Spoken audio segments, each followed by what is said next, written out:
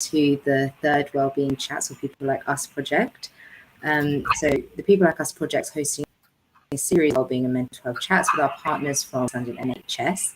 And today we are joined by Callum, who is a senior peer trainer at West London NHS Trust. Callum is actually one of our facilitators for the People Like Us face-to-face workshop series, where he delivers racially and culturally competent mental health and wellbeing support. And today he has joined us to discuss the topic of self-awareness and the impact it can have on our mental health. During the session, hopefully Callum can be able to answer some of your questions that you may have around this and give you some wellbeing tips as well. So Callum, welcome to the session. Yeah, no, thank you for having me. I'm genuinely really excited to be here. So yeah, I mean, I suppose I'll just start by maybe introducing myself and maybe just speaking on how, I guess, my experience of having mental health issues and lived experience of that using services being at university, I guess, has inspired me really to, I guess, be a part of this project. So I think if I was to start off with maybe the most relevant aspect of that story, I went to the University of Kent in 2017 to study engineering, and I wasn't very good at engineering. I didn't really have much of a passion for it. I didn't really have an affinity for it. And this was also sort of made worse by the fact that I was still using services and still kind of trying to get a grips of what was really going on for me. So quite a challenge, really.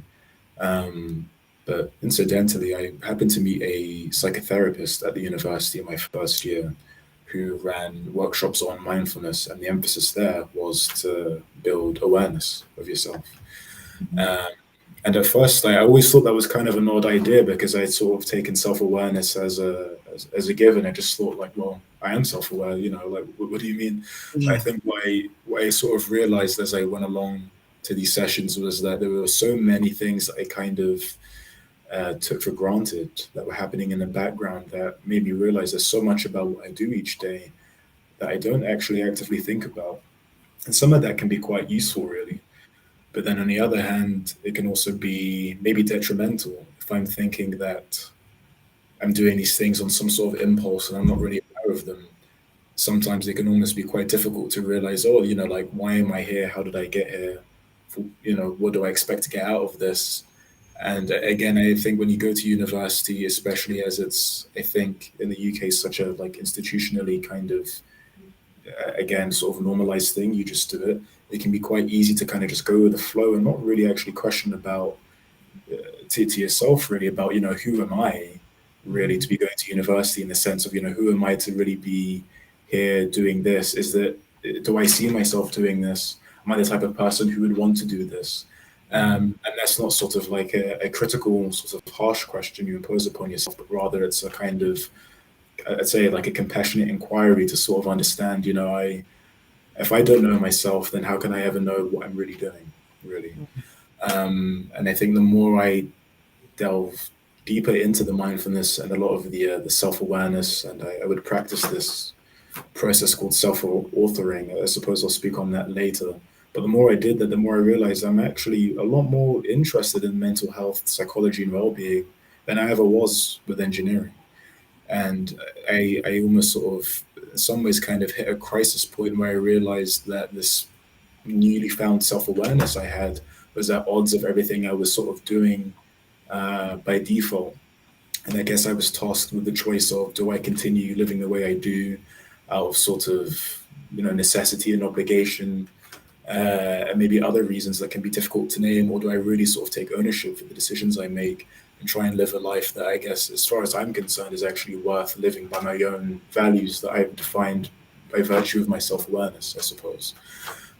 So with that being said, I thought me and Nassim could go through 5 points that I've drafted this morning. I've had a good think about maybe the 5 most significant points that I think are valuable to me and from what I've seen on the internet, and go through them and then try to apply that to how this might affect and impact your personal experience and the viewers listening, in terms of having this newfound ability to kind of be self-aware should you develop one, but I don't know, and what that might look like for you in terms of actually applying that practically.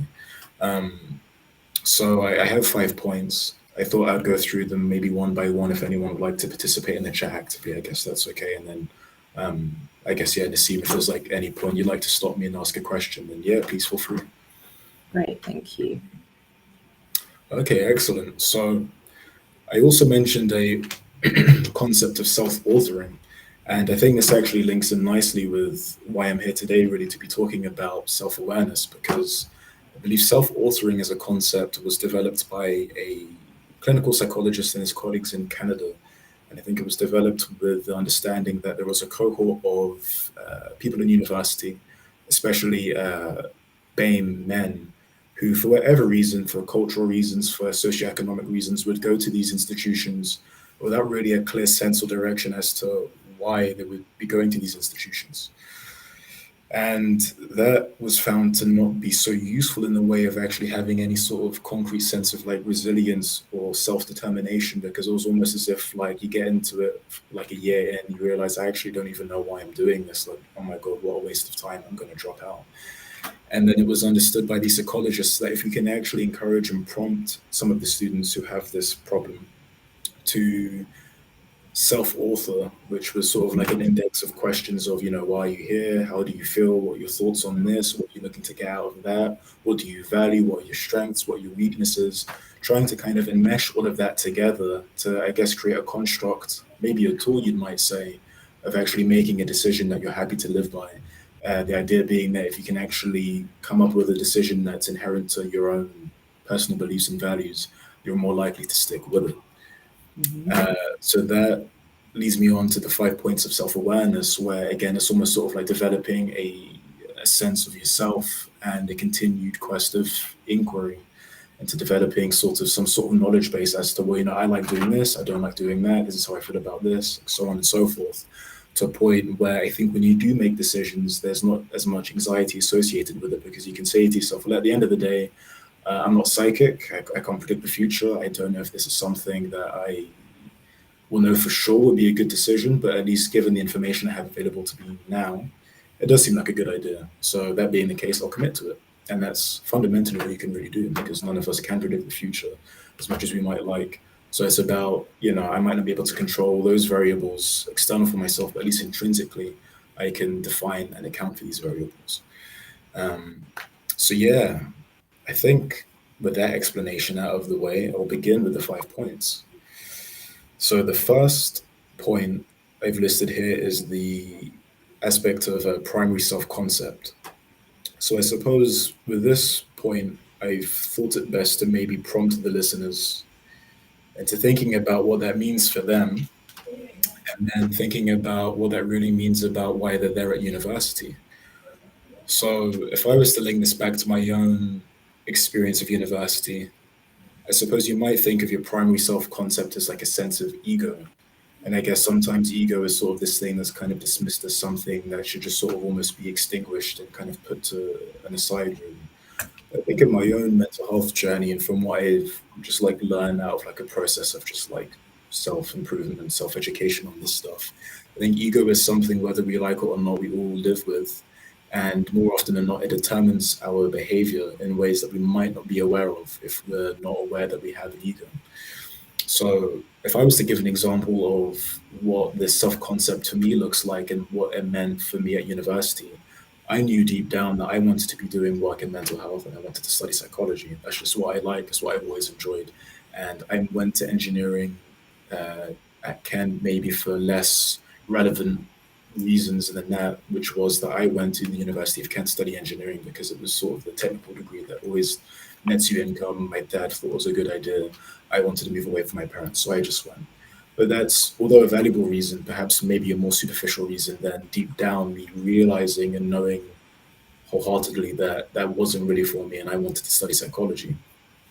So I make this point because had I have actually maybe inverted that and actually prioritized what I like doing deep down, which was psychology, working with people face to face, I could have maybe saved my time and to that university in the first place and kind of expedited the process and maybe not have had to drop out of engineering. So the sort of what I'm trying to kind of say then with the self-concept is trying to understand you and how you work and what you like doing. I think we kind of take a lot of these things for granted. And that can be useful, but again, I stress not always useful. So if you can really truthfully, honestly kind of tell yourself and kind of discern within yourself that some things I kind of do maybe out of an obligation to others, and that's maybe sort of a kind of meta ego thing that I do to kind of please my parents because I realize that there is value in having a stable relationship with my parents.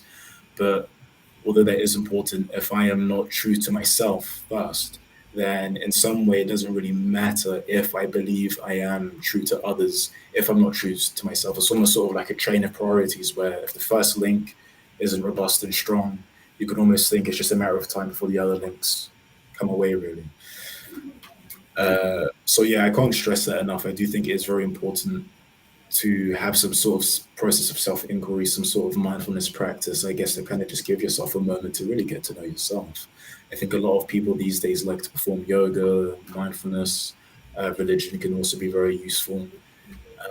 But whatever that is, whatever process that may be for you and what that looks like, I would encourage you strongly to really just think about who you are and why you're here. It might sound maybe pretentious in some ways, maybe a little bit kind of too involved. But I mean, I suppose if that is the case, then I guess it's not really too much of a big deal, really, to just briefly ask yourself, well, who am I and why am I here? And, for my story aside, you may well find that you can ask yourself that and actually feel reassured that actually, yeah, university can be quite difficult, but as it stands, I'm quite happy to be here and I really enjoy it. And in that case, great. Then you don't have to change anything. You can just continue what you're doing. But if that's not the case, then at least you can say to yourself, that might be a disappointment. Actually, I've ended up in this place without really realizing it. But that's okay because at least I know that now. I mean, I think it's quite a chronic thing that in the UK, a lot of people end up going into career paths that they don't really enjoy and having to upskill and retrain later. And I think that's much more tragic than realizing as a relatively young person that you might be in the wrong course or you might be in the wrong line of work. But on the flip side, I'm only speaking of my own experience. You may well find that actually you are doing the right thing, or what you're doing is actually tolerable and it's okay, and you can get on with it, and you'll be able to get a good job and you'll get stability out of it, and that's okay as well. I suppose the idea of this is to understand that there's no right or wrong way of doing things. I think oftentimes things can be presented to us in a way that that may well be the case, that you should be doing this, should be doing that. But I suppose with this kind of work, it's about telling yourself that there is no right or wrong. There's just fundamentally being just authentic to yourself and exercising the compassion really to kind of let yourself feel those feelings and have those thoughts. So I have four other thoughts. I guess I'm aware I've spoken quite a lot there. I just thought maybe I'd pause to create an opportunity for anybody in the chat to say anything, or if you had any like follow-up questions from No, you. I think I'll have a look at the chat, see if we have anything come through. But no, I think it's taking what you're saying, just taking everything with some self-compassion as well. Sometimes we do the decisions that we reflect on later that might not have been the right choice for us. However, we also need to go through these stages to kind of understand what we do and don't like as well. And we can apply that throughout all our lives, and to every aspect, relationships, work, education, everything. But is that self-compassion as well to, allow yourself to have those feelings and process them and kind of then work with it as well and move forward, which I think is really important. Not to be too hard on yourself, which we all are all the time. It's hard not to, but the self-compassion should, really, really apply to ourselves. Yeah, 100%. I mean, I would actually really stress that I suppose I'm of the personal belief that maybe the most compassionate thing you can do to yourself is to be honest. I found that at least within myself, where I've actually been most critical is when I have that disconnect within myself, where I'm in a position that I'm not really happy about. I don't really know how I've got myself there, and I'm trying to problem solve my way out of it. But it's almost as if, like, fundamentally, I kind of know deep down I shouldn't even really be in this place in the beginning. So when I actually do kind of take that sort of that compassionate inquiry, I think that's where the magic really begins to start because it's like, you know what, I can understand actually why I made those mistakes, why I made those decisions that Yeah. I did. And it's not necessarily about assigning blame to yourself. It's not about sort of trying to be like, I'm right, they're wrong, or I'm wrong, they're right, but just sort of more kind of broad, I don't know what you would say, like a perspective of like whole mindedness to be like, oh, it all makes sense holistically now. as like a whole story. It all connects, and kind of just appreciating that. Yeah, I guess I'd actually say appreciating and owning all of the good and the bad and why you're here, Yeah. accepting that, and then just thinking, now that I know all of that, where can I go from here, basically, regardless of what may have happened to me in the past, where maybe I didn't have so much control and autonomy. Mhm. Now that I can exercise maybe a little bit more with this self awareness, what can I do, basically? Yeah, Yeah. big time. Cool. Okay. So I suppose those are the kind of main tenets I really wanted to touch on. The other 4 points I wanted to express, I guess, were kind of more, yeah, like more prompts really to kind of just think about on a day-to-day basis what it feels like to be you at university and what that experience means for you and if you enjoy that experience. So I guess you'd almost sort of break down that experience into these four following points, and the first one I would mention would be thoughts. So I thought I was compelled to mention this point, especially because I suppose we're doing the people like us face-to-face delivery, and I believe that was developed based off of a sort of CBT 6 week, I guess, like workshop really. And I guess the CBT is the cognitive behavioral therapy, and that looks at like your thoughts, feelings, and emotions and how they're all interconnected.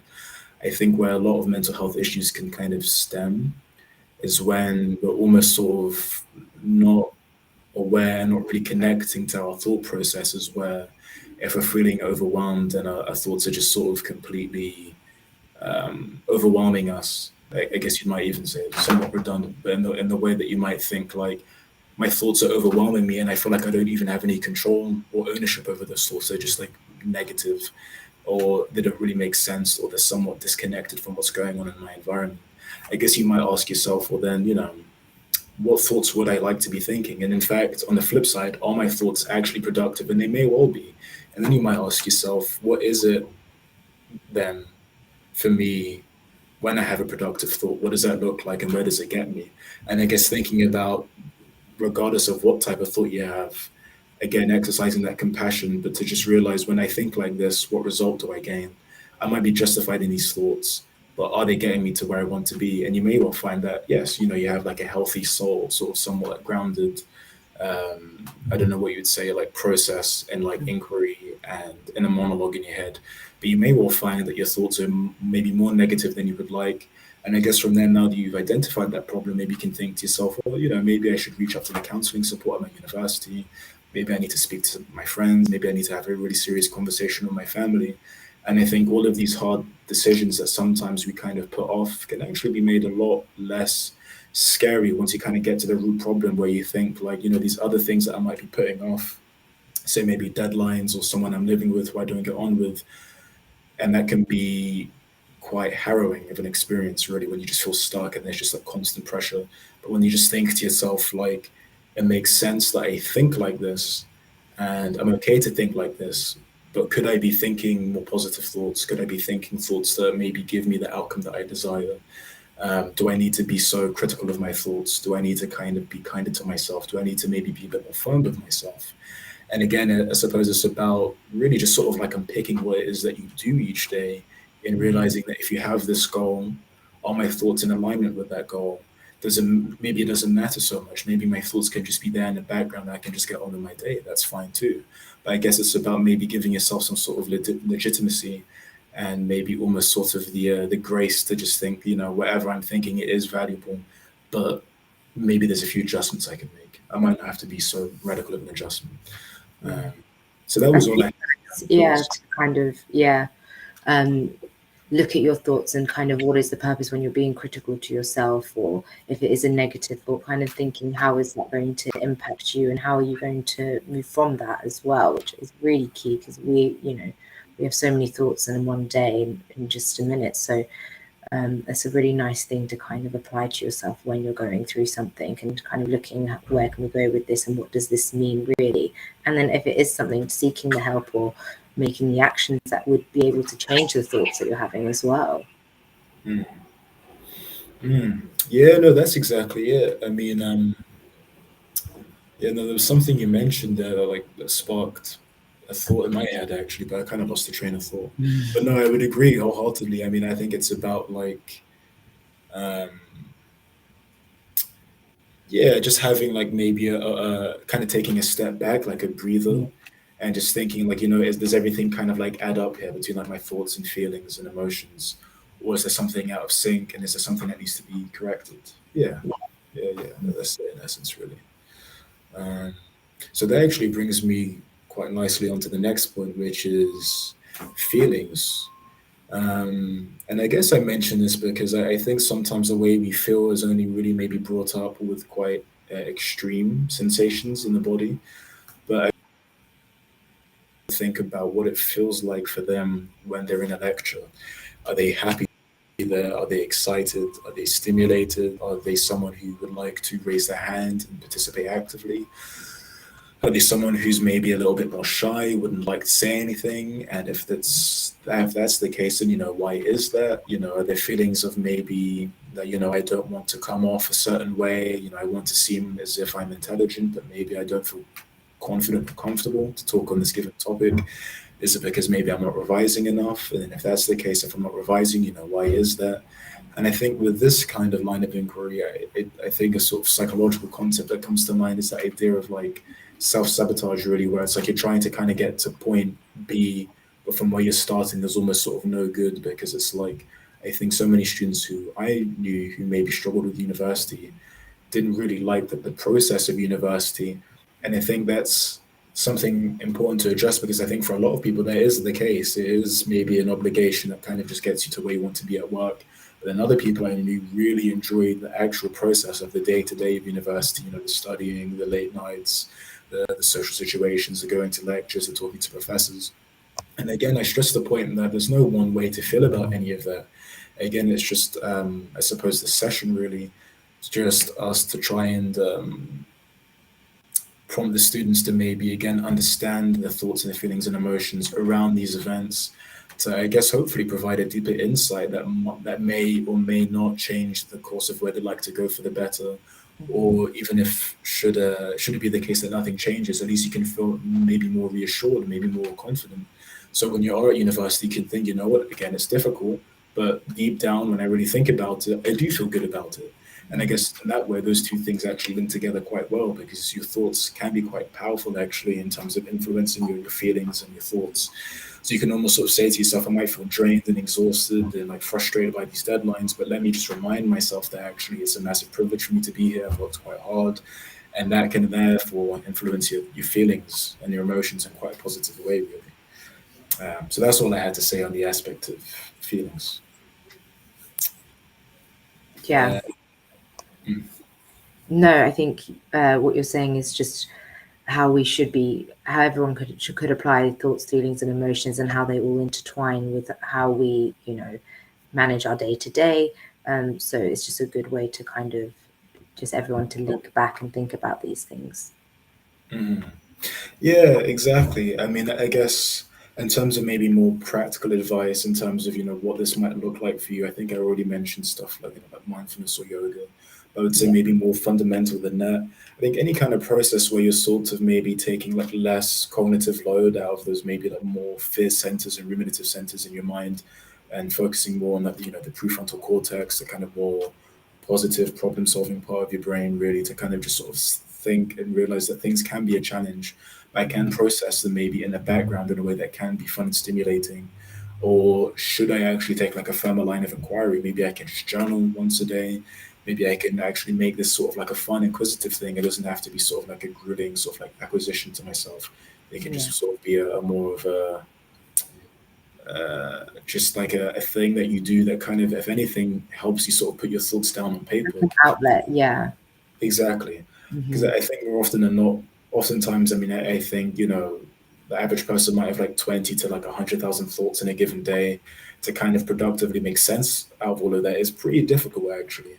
So to actually maybe just even decipher like 5% of that each day by way of like a 20-minute journal entry of, I did this, I felt like that, here's what I'm thinking to do tomorrow, and here's how it all connects. And then to continue that process where you're more stimulating those positive, more helpful problem solving centers of your brain, rather than kind of just sort of being more reliant on those more impulsive sort of autonomic processes. Yeah. Um, so I've got two more points to make. I'm aware. I think this broadcast ends in 5 minutes. Is that right? Yeah, but we will go through them. Yeah.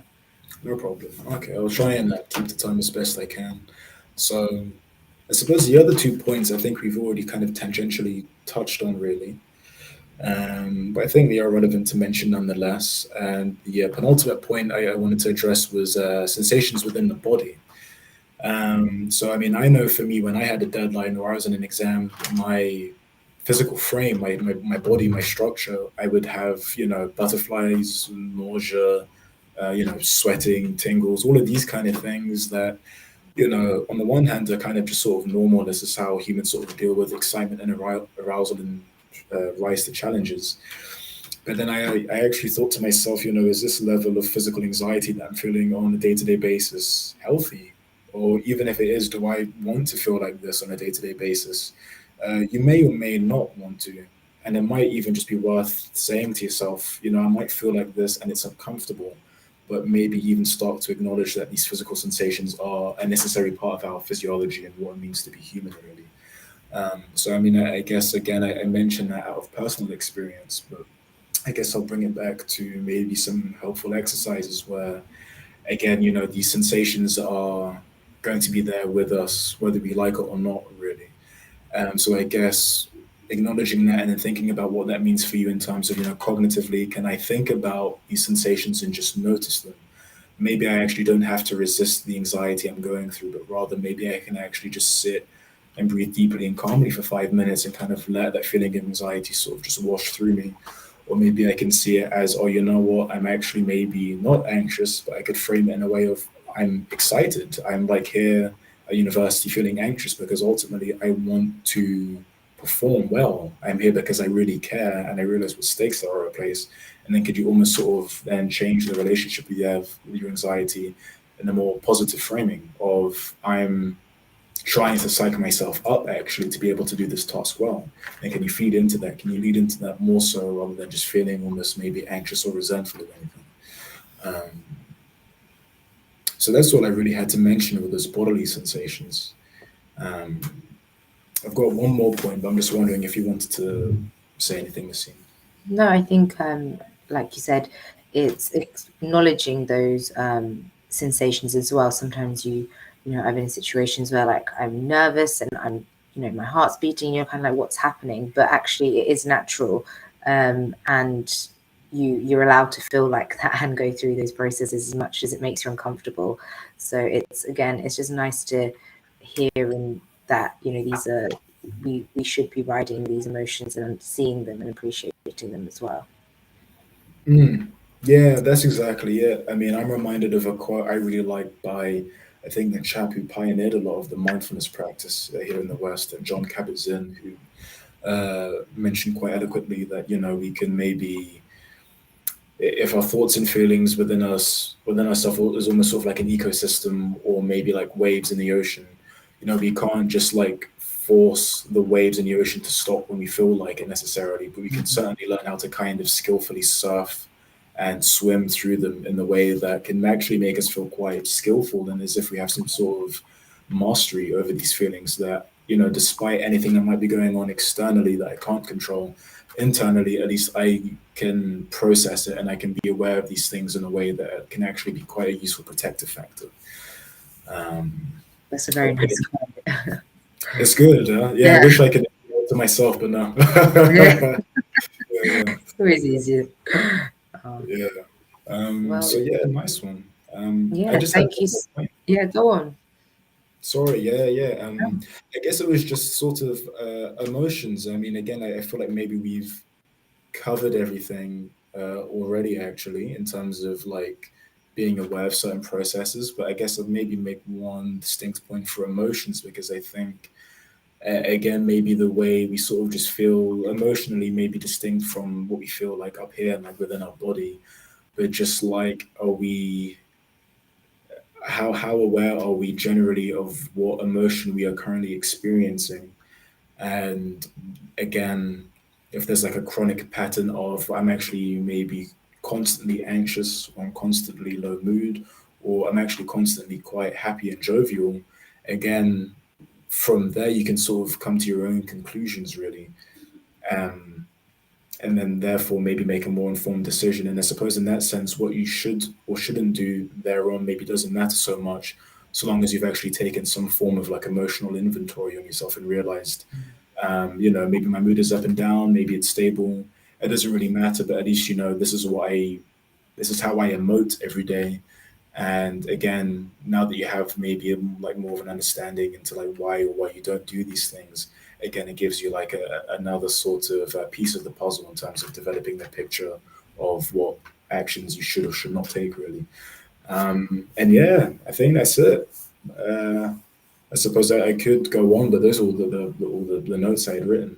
Yeah, I mean, thank you for all of everything that you've discussed, and I think we'll take a lot. I think we'll take a lot, like for the students, can take from this, and a lot of the tips, and just applying self-awareness to yourself in different aspects, thoughts, feelings, emotions, applying self-compassion as well, and realizing that these things are okay, and we can go through these, but then sometimes having that outlet with like the journaling, doing mindfulness exercises to just allow your mind to kind of take a step back as well, and give yourself that just that kind of peace for a bit as well, just to apply that every day, because we need time for ourselves. And I think we should all just really, what I take from that a lot is just self-compassion, which is really sticking with me from our chat, which I hope that we can all apply to ourselves.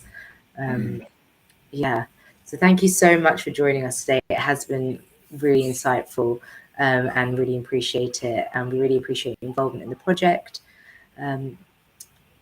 For anyone that's interested in the project, we'll be putting a link in the comments. You can register and have a look at what we do. And yeah, just keep an eye out on our social media for more wellbeing chats that we'll be having in the next coming weeks. And yeah, it was great to have you. So thank you so much. No, not at all. I mean, my pleasure, genuinely. It was quite exciting to be here. Yeah, thank Thank you. you so much, Callum.